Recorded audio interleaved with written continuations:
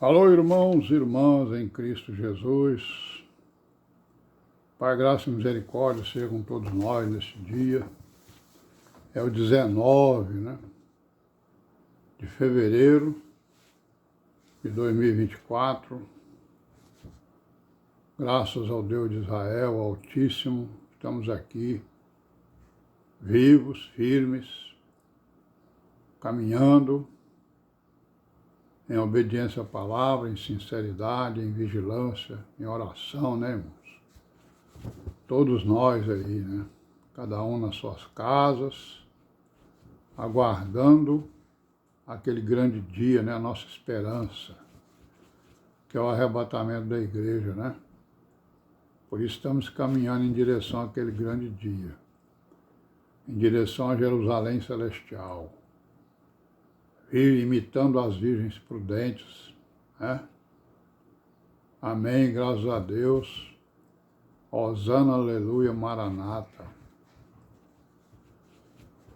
Irmãos, então vamos continuar aí com o nosso assunto, Os nomes da divindade nas Escrituras. Hoje nós vamos concluir esse assunto, Certo? Falamos aí várias coisas, Citamos vários versículos. E a grande conclusão é o quê? É que a Aliança da Graça, ela resolveu se havia, digamos assim, uma polêmica nessa questão de nome, coisa que o valha, que é uma coisa criada principalmente pelos judeus, certo? Que querem impor a sua língua como uma língua sagrada, E aí, então, eles criam esses entendimentos, que são entendimentos contrários às Escrituras, Porque o anjo Gabriel, ele resolveu essa questão ao dar o nome do Salvador, do Redentor, à sua mãe, Maria, dizendo que colocasse o nome dele de Yehoshua, que significa, como nós vimos, significa o Salvador do Eie, sendo que essa palavra Eie é a frase dada a Moisés lá no Êxodo 3:14, Então nós vamos concluir aqui, porque nós sabemos que as traduções, já falamos aí a questão do judaísmo, Os judeus, eles querem impor a sua língua como a língua sagrada, a língua dos anjos. E isso não é verdade, como nós estamos vendo aí, já vimos em vários locais, Se fosse assim, então devia ser as duas línguas, aramaico e o hebraico, Porque na época de Jesus se falavam as duas línguas, Tanto isso é verdade que o Senhor Jesus lá no Madeira, ele falou em aramaico. Eli, Eli, lama sabachthani, Certo? Senhor, Senhor, meu Deus, por que me abandonaste, Então a gente fica assim, às vezes, ao sabor, de traduções, de versões. Nós sabemos que as Escrituras, elas têm versões, têm traduções, Tem vários manuscritos em várias línguas.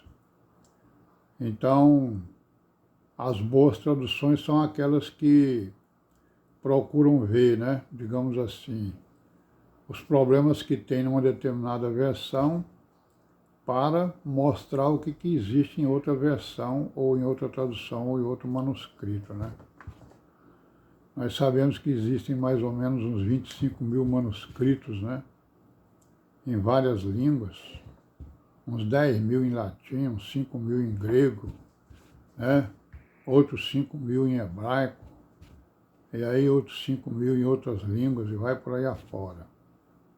E todos eles têm, todos eles citam, as escrituras hebraicas, certo? Conforme a gente vê aí, em historiadores, em cientistas que estudam a fundo essas coisas, Então nós sabemos que essas traduções, essas versões das Escrituras, às vezes elas andam ao sabor dos tradutores, muitos deles são pertencentes ao quê? A denominações, né?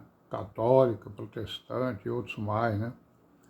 E aí eles procuram dar ênfase aos seus pontos doutrinários, né?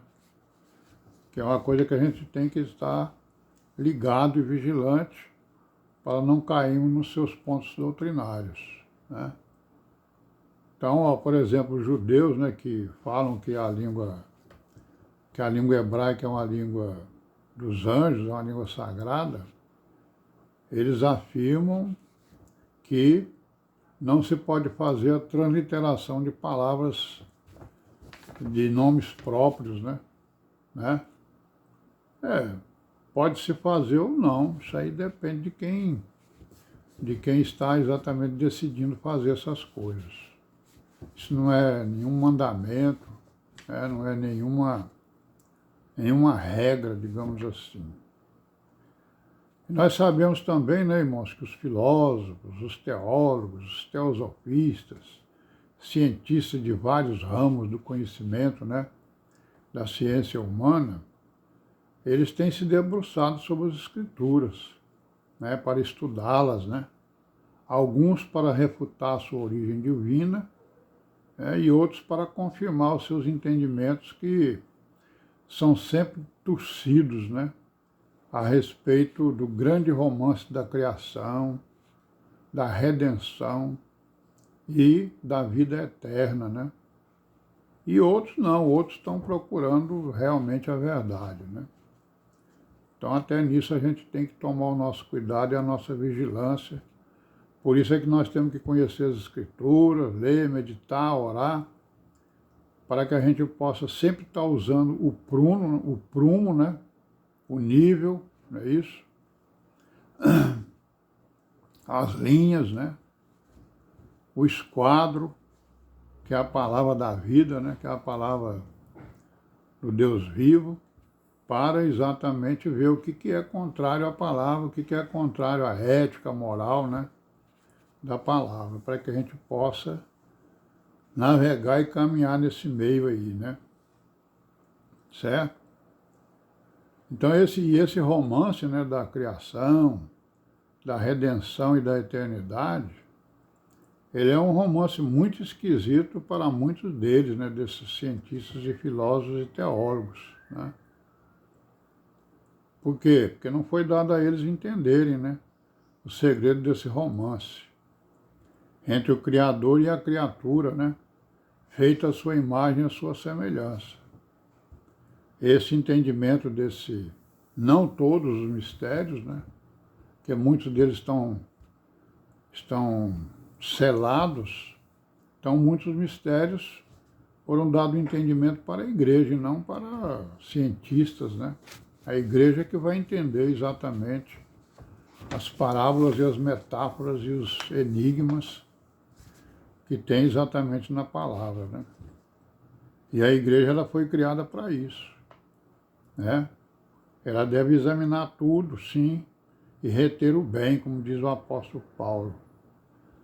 Reter o bem é aquilo que não contradiz a palavra, que não contradiz as Escrituras, certo?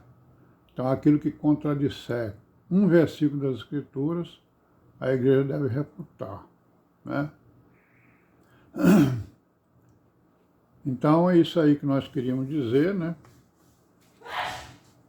A conclusão aí desse tema, né?